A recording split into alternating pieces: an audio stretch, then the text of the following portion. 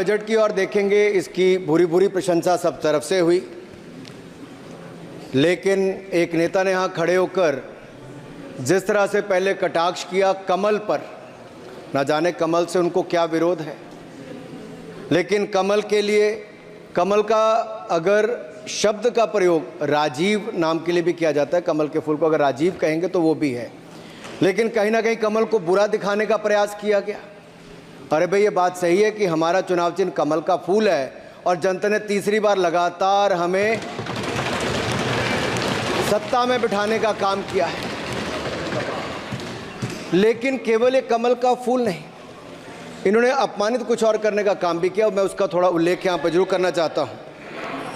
ये कमल, इससे जुड़ा हुआ नाम राजीव भी है और राजीव आप जानते हैं किसका नाम है, आप सब जानते ही हैं, तो क्या उनको भी बुरा समझते? क्योंकि इन्होंने कहा, इन्होंने राजीव को हिंसा के साथ जोड़ने की बात कही, कमल को हिंसा के साथ जोड़ने की बात कही, लेकिन मैं कहना चाहता हूँ माँ लक्ष्मी का आसन भी कमल है, हमारा राष्ट्र पुष्प भी कमल है, और जिस पद्मासन मुद्रा में सिंधु सभ्यता में भगवान शिव की पशुपति नाथ के रूप में मूर्ति मिली थी, लोकमान्य तिलक पद्मासन मुद्रा में ही समाधिलीन हुए थे। आप कहते हैं कमल के चारों तरफ हिंसा है, आप कमल का अपमान नहीं कर रहे, आप बल्कि महायोगी भगवान शिव, भगवान बुद्ध और लोकमान्य तिलक जैसे महापुरुषों का अपमान कर रहे हैं। इसलिए अगली बार कमल के बारे में बोलने से पहले थोड़ा सोच कर बोलिए कि आप किस किस का अपमान कर रहे हैं, और केवल रील के नेता मत बनिए। मीम्स आपकी खूब बनती है, रियल नेता बनने के लिए सच बोलना पड़ता है। और सर, कुछ लोग एक्सीडेंटल हिंदू हैं और महाभारत का ज्ञान भी एक्सीडेंटल है।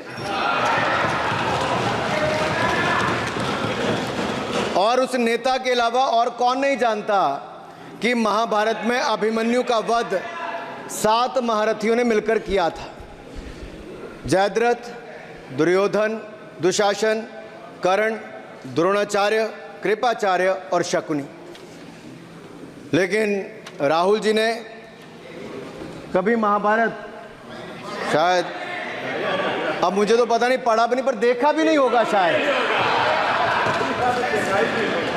सर, मुझे लगता है अंकल सैम ने लिख कर दिया होगा, अंकल सोरोस ने लिख के दिया होगा, कहीं से पर्ची बनकर आई होगी और कूल डूड बनने का प्रयास किया होगा। मैं इतना ही कहूँगा, कल जो चक्रव्यूह में फंसाने की बात कर रहे थे, वो कर्ण को करना कह रहे थे, कृपाचार्य जी को कृपचाय बोल रहे थे। चलिए छोड़िए उसको। अध्यक्ष जी, कल तो ऐसा लग रहा था सदन के अंदर महाभारत पर इतना सारा ज्ञान दिया गया कि एक समय ऐसा लगा BR चोपड़ा के महाभारत के धारावाहिक का संगीत गूंजने लगा हो, और कहीं ना कहीं उन्होंने एक बार महाभारत पढ़ने के लिए फिर प्रेरित किया। मगर इस बार महाभारत पर मैंने एक नई पुस्तक पढ़ी जो उनकी पार्टी के विद्वान सांसद, जो इस सदन के सदस्य भी हैं, उन्होंने लिखी है, और उस पुस्तक का नाम है the great Indian novel. Rahul ji को अगर महाभारत और चक्रव्यूह के विषय में विस्तृत जानकारी लेनी है तो अपने उस सांसद से वो संपर्क कर सकते हैं। और मैं बताऊंगा, शशि थरूर जी ने, शायद वही राहुल गांधी जी को बता दें या बताएंगे, नहीं तो मैं बता देता हूं कि आपने महाभारत और भारत के स्वतंत्रता संघर्ष को मिलाकर जो उपन्यास लिखा है उसके पात्र कौन कौन हैं।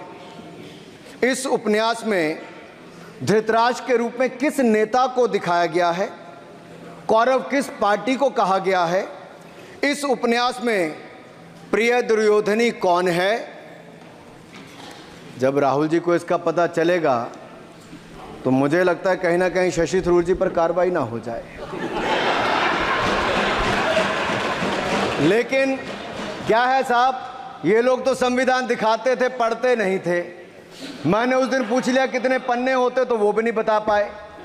मैंने उसके बाद पूछा कि ये जो आप संविधान की कॉपी लेकर चलते हो, इसका प्रीफेस पढ़ा है, इसका फॉरवर्ड पढ़ा है, इसकी प्रस्तावना किसने की है?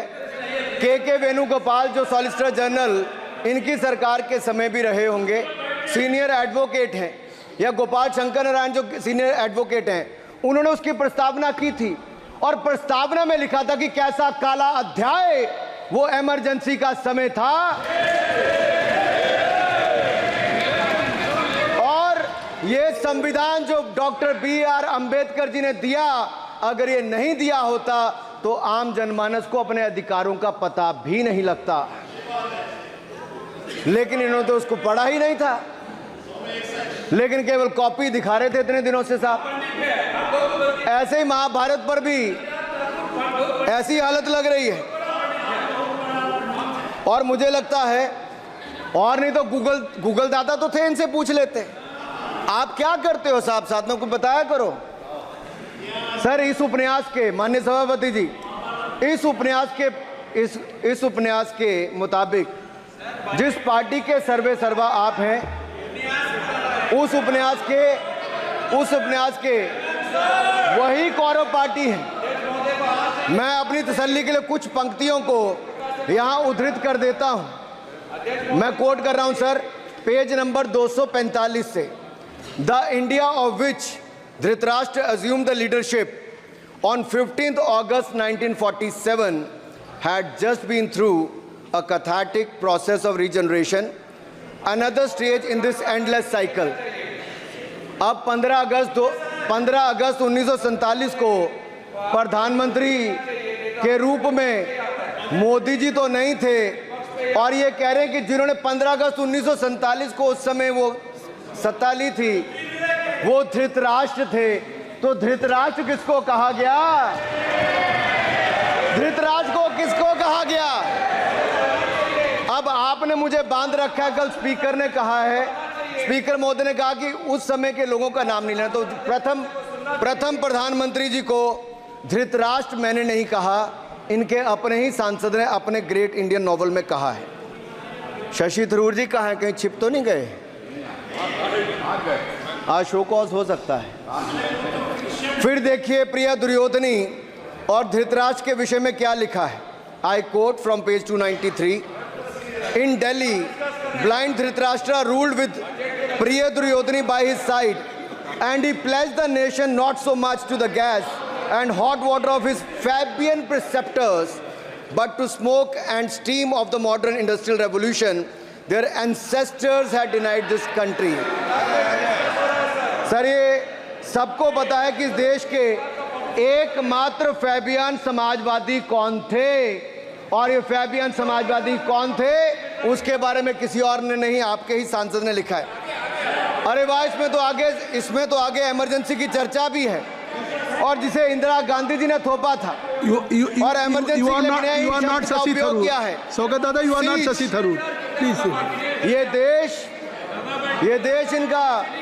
इनकी यातनाओं का सर भुगत भोगी रहा इमरजेंसी के समय।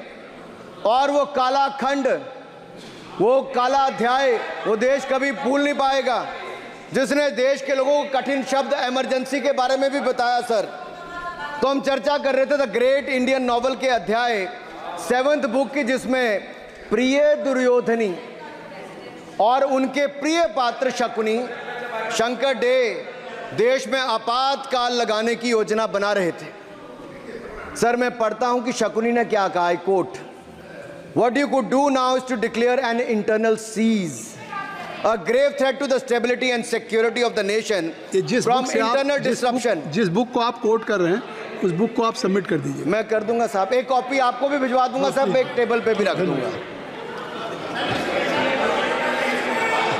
So what you could do now is to declare an internal siege, a grave threat to the stability and security of the nation from internal disruption. No one has ever defined the permissible procedures under an internal siege, which leaves it to more or less up to us to define them, Shakuni added. And the next, sir, from page 366, I quote, not to mention censorship of the press, press है, not to mention